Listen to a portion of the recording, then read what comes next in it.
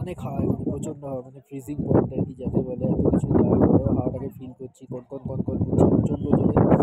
আওয়াজটা অনেক জোরে আসছে, দেখো হাওয়ার মতো। দেখো সবাই এখানে দেখছে, এখানেও পাথরটা খুব বিউটিফুল, খুব সুন্দর লাগছে। আমার ঠোঁট পুরো সাদা হয়ে গেছে এত ফ্রিজিং প্রচণ্ড পরিমাণে হাওয়া দিচ্ছে জন্য, কনকন কনকন করছে কান।